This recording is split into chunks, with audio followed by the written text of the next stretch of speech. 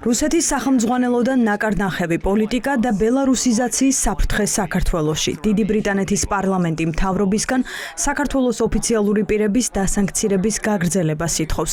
ვრცელ ანგარიშში ბრიტანელი კანონმდებლები ოცნების რეპრესიულ პოლიტიკას მიმოიხილავენ და ქვეყანას დეზინფორმაციული ომის ეპიცენტრად განიხილავენ, რომელიც ივანიშვილის ხელმძღვანელობით რუსული სტილით იმართება. კომიტეტი არის შეშფოთებული საქართველოში დემოკრატიის განგრძობადი გაუარესების გამო. რაც მისი ამჟამინდელი ტრაექტორიით გამოიწვევს ჩამოყალიბებულ ავტოკრატიას, რომელიც მხარად იქნება მოქცეული რუსეთის გავლენის სფეროში, ბელარუსის მსგავსად. ჩვენ ვგმობთ ქართული ოცნების მთავრობის ქმედებებს ევროკავშირში გაწევრიანების მოლაპარაკებების შეჩერების, ოპოზიციური ძალების რეპრესიის, ლეგიტიმური პროტესტის შეზღუდვისა და დეზინფორმაციის გავრცელების გამო. ეს ქმედებები წარმოადგენს რუსული სახელმძღვანელოს იმიტაციას და მიუთითებს თბილისსა და მოსკოვს შორის კოორდინაციაზე. ეს ანგარიში ბრიტანეთის პარლამენტის საგარეო ურთიერთობების კომიტეტმა მოამზადა და დაეყრდნო ყველა იმ საერთაშორისო სამართლებრივ და პოლიტიკურ დოკუმენტს, რომლის გაუფასურებას ოცნება ყოველ ჯერზე ცდილობდა. მათ შორისაა ევროპარლამენტის რეზოლუცია, ეუთოს ანგარიში, მოსკოვის მექანიზმის დასკვნა. ივანიშვილის პარტიამ ყოველ ჯერზე პარტნიორების რეკომენდაციები უგულებელყო და დასავლეთს თანამშრომლობაზე უარი უთხრა. ჩვენ მოუწოდებთ მთავრობას აამოქმედოს ახალი მიზანმიმართული ფინანსური და სამგზავრო სანქციები ქართული ოცნების იმ ოფიციალური პირების წინააღმდეგ, რომლებიც მხარს უჭერენ უცხოური აგენტების შესახებ კანონს, ქართული კლეპტოკრატებისა და იმ ქართული მედია ორგანიზაციების წინააღმდეგ, რომლებიც ავრცელებენ დეზინფორმაციას. ეს დამატებითი სანქციები მნიშვნელოვნად გაზრდის ფასს მათთვის, ვინც ცდილობს წირი გამოუთხაროს ქართველი ხალხის სურვილს ევროპული კურსისადმი. დასავლეთის საქართველოზე საუბრის დროს დოკუმენტში თუ ზეპირ განცხადებებში ერთმანეთისგან მიჯნევს ქართველ ხალხს და მთავრობას. ევროპაში მიჩნეულია, რომ ოცნების ინტერესი ეროვნულს დიდი ხანია ასცდა. ამასვე მოწმობს ევროპარლამენტის ანგარიშში დაინიცირებული 305 შესწორება, სადაც ევროპელი დეპუტატები ოცნების რუსულ პოლიტიკაზე საუბრობენ. გამოთქვამენ ეჭვს, რომ ხელისუფლება ყურლების ქარხნის მეშვეობით ეხმარება რუსეთს და სხვა ეკონომიკური ურთიერთობებით ირანს სანქციებისგან თავის არიდებაში. გამოხატავს სერიოზულ შეშფოთებას იმ ცნობების გამო, რომ რუსული ნედლი ნავთობი იგზავნება შავი ზღვის სანაპიროზე მდებარე ყულევის ახლად აშენებულ ნავთობგადამამუშავებელ ქარხანაში.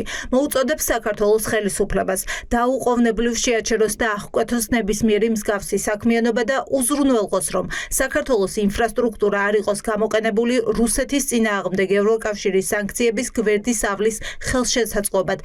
ამ ანგარიშის ადრესატი ევროკომისიასთან ერთად არის ქიმიური იარაღის აკრძალვის ორგანიზაცია.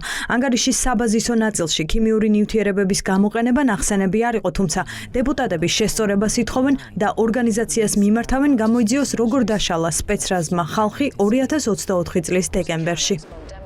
გამოხატავს ღრმა შეშფოთებას 2025 წლის ნოემბერში BBC-ს მიერ გამოქვეყნებული ანგარიშის მიგნებებთან დაკავშირებით, რომელიც იკვლევს 2024 წლის ნოემბერ-დეკემბრის დემონსტრაციების დროს საქართველოს პოლიციის სავარაუდო ქიმიური იარაღის გამოყენებას მომიტინგეების წინააღმდეგ. გმობს საქართველოს ხელისუფლების მიერ ჩატარებულ არასაკმარის 4 დღიან გამოძიებას და უსვამს ხაზს დამოუკიდებელი საერთაშორისო გამოძიების გადაუდებელ საჭიროებაზე. მოუწოდებს გაეროს ქიმიური იარაღის აკრძალვის ორგანიზაციას ჩაატაროს ამ საკითხის შესწავლა და მოუწოდებს წევრ სახელმწიფოებს მიმართონ ამ საქმის შემდგომი გამოძიებისთვის. ამ დოკუმენტით მოთხოვნილია, რომ დიდი ბრიტანეთის სანქცია გაიზიაროს ევროკავშირმაც და სანქცია დააკისროს ქართულ არხებს რუსული ნარატივის გავრცელებისთვის. მთავრობას კითხოვენ გააუქმოს კანონები, რომლითაც დასავლეთთან ურთიერთობების განახლების პირველ ნაბიჯს გადადგამდა. შალვა პაპუაშვილის პასუხი კი ასეთია. ჩვენ არც გადახედოს არ ვაპირებთ, თვითონ გადახედონ საკუთარ დამოკიდებულებებს ის ქართველების მოძულე პოლიტიკა, რომელსაც ევროპარლამენტის ჯგუფი აწარმოებს. ეს არის სირცხვილი, ვინაიდან ხედავ ჩვენ ამ ანგარიშებს როგორც წესი ამზადებს ხოლმე ქალბატონი რასა იუკნევიჩიანი, რომელიც გამოირჩევა ქართველი ხალხის მიმართ ფაშისტური განცხადებებით. ევროპარლამენტის სხდომებს უყურებთ ხოლმე საქართველოსთან დაკავშირებით, გვახსენდება საბჭოთა კავშირის სახალხო დეპუტატთა ყრილობა. ეს პირველი შემთხვევა არ არის, როცა პარლამენტის თავმჯდომარე ევროპული ინსტიტუტების ავტორიტეტის გაუფასურებას და მის საბჭოთა წარსულთან გაიგივებას ცდილობს. როგორც წესი, ოცნების სტრატეგია დოკუმენტების შინაარსზე მეტად მისი ავტორების დისკრედიტაციაა. არადა არ გამორიცხავენ, რომ დოკუმენტი ევროპული ქვეყნების გადაწყვეტილებებში აისახოს. ქართული ოცნება ცდილობს საქმეში წარმოაჩენს თითქოს მას არ ადარდებს სანქციები, მაგრამ სიამოვნებაში რა თქმა უნდა, ყველა შემდეგი ზომა, ყველა შემდეგი განცხადებაც კი, ყველა შემდეგი წნეხი და მით უმეტეს სანქცია ახდენს ძალიან პირდაპირ გავლენას, როგორც ქართულ ოცნებაზე, ასევე მის პროპაგანდისტულ საშუალებებზე. ჩვენ გვახსოვს, ბიძინა ივანიშვილიც კი გამოგვეცხადა ქართული ოცნების პოლიცსაბჭოზე სწორედ ბრიტანეთის მიერ იმედის და პოზიტივის დასანქციების შემდგომ პერიოდში და ჩვენ გვახსოვს ის თუ როგორ აისახა ეს ყველაფერი ქართული ოცნების და მისი აპოლოგეტების რიტორიკაზე და სულისკვეთებაზე, ამიტომ რა თქმა უნდა სანქციებს აქვს ძალიან პირდაპირი გავლენა და რაც უფრო მეტი იქნება და რაც უფრო გაიზრდება კრებსიტობა სანქციების, მით უფრო დასუსტდება ეს რეჟიმი. ევროკავშირის რეზოლუცია გააძლიერებს ევროპის ქვეყნებში მოთხოვნას ინდივიდუალური სახელმწიფოების მიმართ, რომ ეს საერთაშორისო კრიმინალური გამოძიება ქართული ოცნების წინააღმდეგ დაიწყოს, კერძოდ ივანიშვილის და